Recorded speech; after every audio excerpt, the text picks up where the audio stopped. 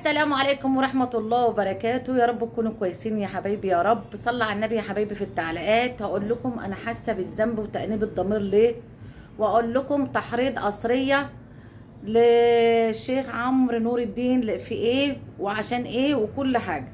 نبدأ من مين؟ عايزة اقول لكم والله بس اللي انا عاملة الفيديو بالتليفون مش هقول لكم وحش جدا.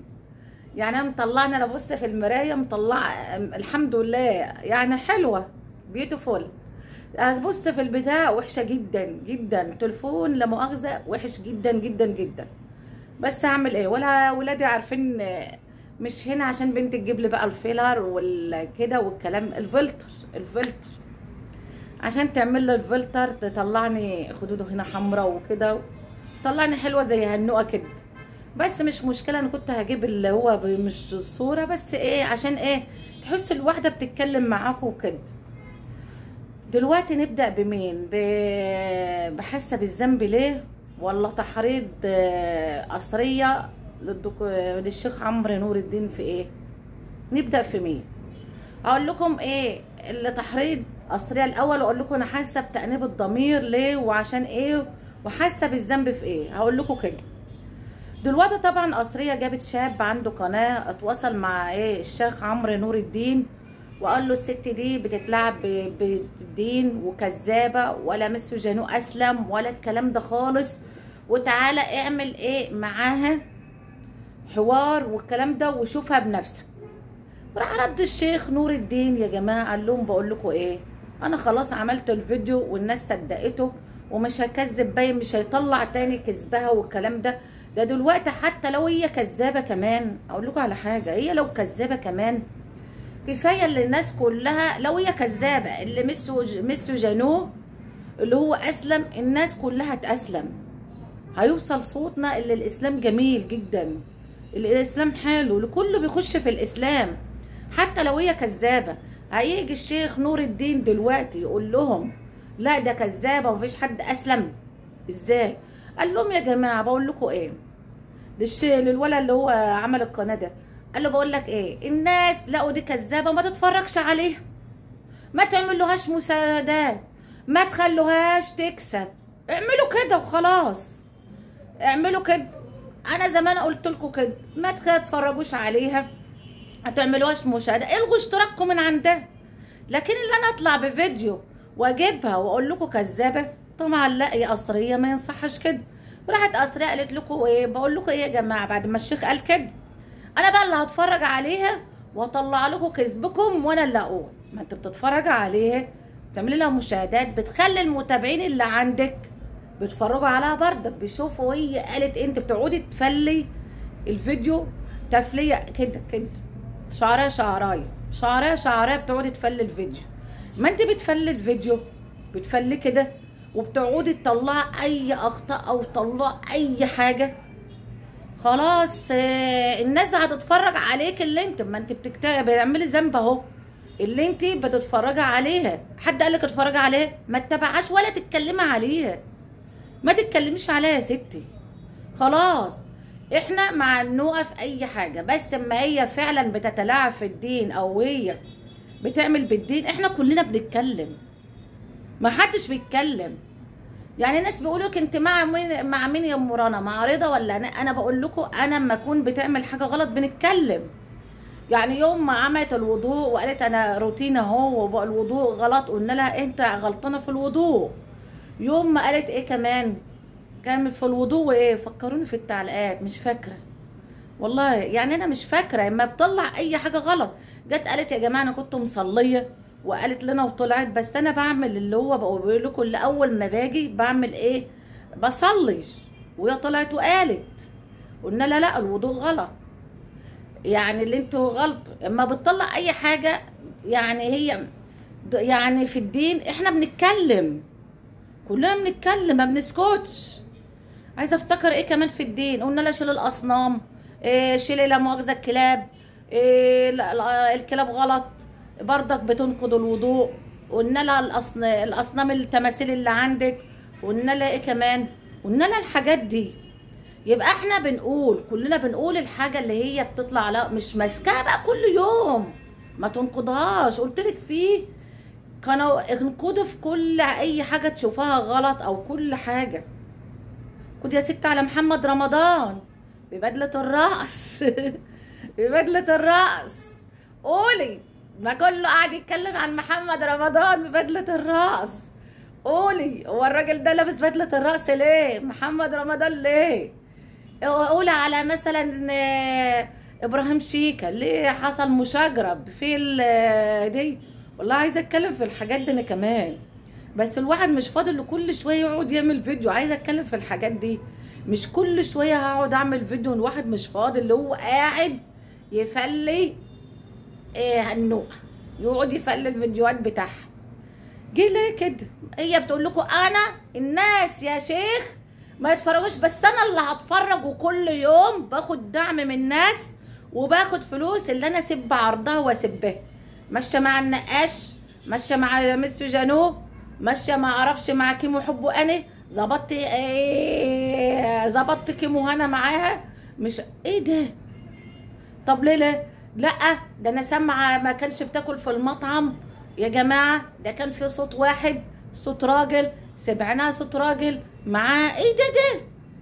ما يمكن بنتها خلاص بقى زي ما هو قال ورضا قال قبل كده في فيديو.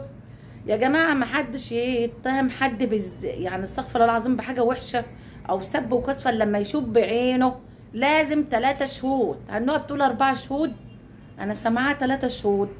قولوا لي في التعليقات هم 3 شهود اللي يشوفوهم ولا 4 شهود؟ قولوا لي برضك في التعليقات كده.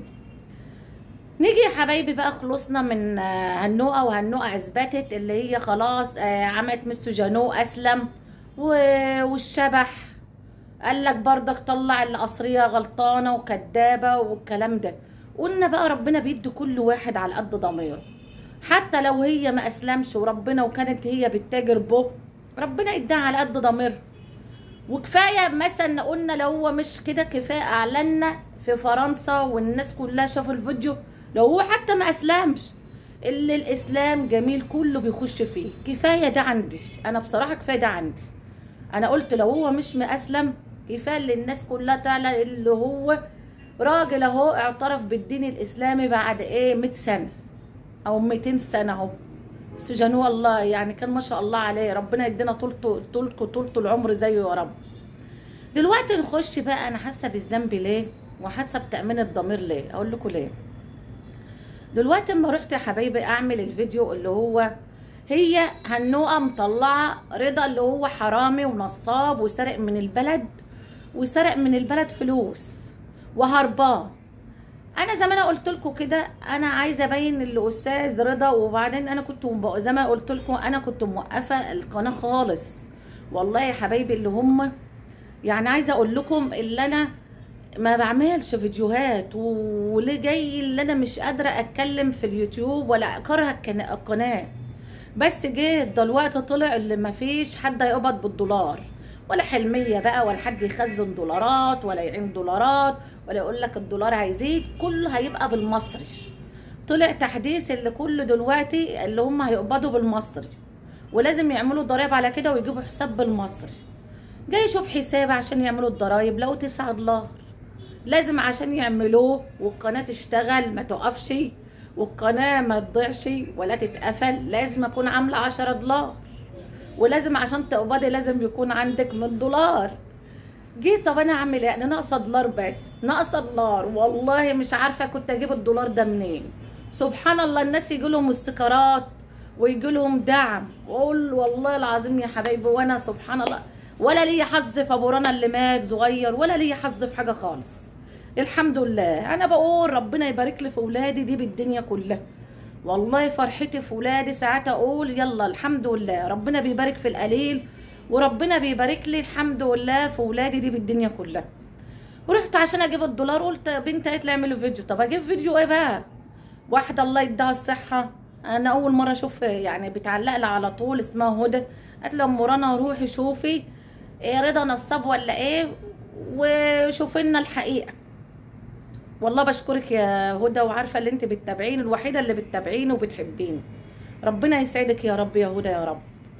ورحت بقى قلت لها ايه والله اتابع والله ده دي يعني كل القنوات اتكلمت عليا وبقيت ترند فعلا. قالت لها هتبقي ترند يا ام رنا، وكل اللي يقول لك كذابه، واللي يقول لك واخده فلوس، واللي يقول لك واخده فلوس من نوقه، واللي يقول لك واخده فلوس من بيلو. يعني الحمد لله بقت ترند على حساب ايه؟ الحمد لله. الكذب ولا طلته بقول لكم، ولا شوكولاته من بيل، ولا بوكيه ورد من بيل. جه يا حبايبي لقيت ايه؟ قلت بقى اما اروح لبشيت زي ما انا قلت لكم كده. اما رحت لبشيت وقابلت والله جيران رضا ما بكذب، ولا عملت مونتاج لاي حاجه. يعني انا لو انا مع رضا كنت عملت مونتاج ونسقت الكلام مع البنات اللي انا اديت لهم فلوس. كنت قلت لهم لا، قولوا الراجل ده متجوز زي ما هي عايزه متجوز، قولوا الراجل ده مش نصاب، قولي الكلام ده. لكن انا طلعت الحق زي ما هم قالوا مزوه بالظبط. طلعوا جيرانه. والله العظيم انا ما بكذب يا جماعه، وحلفت لكم على كتاب الله اللي انا ما بكذب ولا اي حاجه. وطلع اتابع طلع كمان اللي هو دان رضا، يعني انا كمان دان رضا، يعني انا ما عملتش مونتاج الحقيقه. جو هنوقه فرحت بيا جدا جدا اللي انا جبته لها مش متجوز وهو مش نصاب. طارت من الفرح. كل يوم بنشوف فيديوهاتها من يوم انا ما اتكلمت يا حبايبي. اللي فيديوهاتها عدد ذكريات بقى اللي هو يرجع عليها، والحب الحب، الشوق الشوق، البوس البوس. على رأي استاذ عادل فتحي الله يرحمه، ترحموا له في التعليقات يا حبايبي.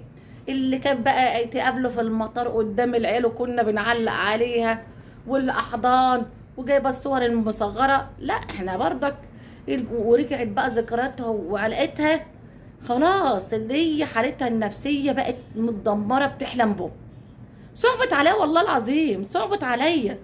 اللي انا يعني انا السبب اللي جبت لك متجوزه ما اتجوز، عايزه يعني ترجع له تاني، بتحبوا الحب ده، وعايزه طول النهار تجيب لنا الصور المصغره. يعني غلط يا هنوقه. لا الصور المصغره عيب عيب عيب. في عند ناس اللي هم تحت ال 18 بيتفرجوا عليك، يبقى غلط اللي انت ايه تجيب الحاجات دي. انا اهو بننقدها نقول غلط اللي انت تجيب الكلام ده، غلط اللي انت تتكلمي في الكلام اللي هو اوضه النوم والكلام ده. قلنا بردك ننقدها اللي ما تتكلمش في الحاجات دي عشان غلط وعيب. معاكي بنات بيتفرجوا على الفيديوهات، بنتي شابه تتفرج على الفيديوهات، بقت بتحلم بالحاجات دي خالص، وعايزه تعيش وعايزه رضا، وتوصل له انا بحب القرموط ووحشني القرموط ووحشني ناديه ووحشني، وقاعده عشان يسمع صوتها ويرجع لها ويكلمها. عايزه احس اللي هي لدرجه اللي انا بقول لكم انا عايزه تروح دار الافتاء عشان بيقولوا الله اعلم طلقه ولا طلقه، 3 طلقات ما نعرفش. قلت 3 طلقات الشيء دار الافتاء بيحللوها وممكن ترجع، وممكن ترجع حتى لو هي مش هتتجوز الجواز الاسلامي. ممكن ربنا برضك الادام زمان يعني على الفرنسي معترف به، ادام الناس عارفين كلها اللي هو متجوزه زي الورقه العرف. ما الناس دلوقتي بيتجوزوا الورقه العرف ادام وشهود والناس عارفه خلاص بيحللوه، بيحللوا كل حاجه. ودار الافتاء بيقول لها اعملي كذا، ادفعي كذا، اعملي كذا، بيحللوه وترجع له. لو هم بيقولوا 3 طلقات الله اعلم هي طلقه ولا 3 طلقات. دلوقتي صعبت عليا جدا جدا. الحب يا جماعه مش قادره تنساه. واحد على رايها بتقول لك كنت مش عارفه ايه ما اعرفش جنبي وبنام جنب، والكلام اللي هي بتقوله ده. وليله الدخله بتعيد الذكريات ليله الدخله. لا يا هنوقه مش عايزين كده، عشان الناس بيقول لك فين المرعب من كل ده. اخواتك سماح والتانية جوكاندا بتاخدها اللي هي كلام اباحي، ما تقوليش الكلام ده، بياخدوها غلط عليكي. بيقولوا فين اخوك المرعب والمستشار ما يسمع الكلام ده. يبقى انت دلوقتي يعني بتسوقي صورة اخواتك، بتسوقي سمعتك، بتسوقي صورة بناتك حتى قالوا لك ما تعمليش الحاجات دي. احنا بنناديكي ما تعمليش كده. ولا بقول لكم في اخر حاجه، لو انتوا عايزين اروح لبشيط ده يعني هروح بقى وهقابل رضا وجها لوجه ونكلمه ونرجع الميه لمجاريها، ونروح لناديه قولوا له في التعليقات وهي بتسمع لي في الموضوع ده، وهي بتسمع فيديوهاتي دلوقتي نوقه وبتفرح بيا. لو عايزانا هروح واجيب لك واقول رده ايه ورضا رده ايه في الموضوع ده. هروح واجيب لكم رد هل هو عايز يرجع لهنوقه ولا ما يرجعش لهنوقه. قولوا لي في التعليقات يا حبايبي رايكم، وانا ان شاء الله هعمل زي ما انتوا بتقولوا. وما تنسوش بقى اللايك يا حبايبي، ودوسوا على الشاشه كده ضغطتين ويوصل لكم كله جديد باذن الله من ام رنا. والسلام عليكم ورحمه الله وبركاته.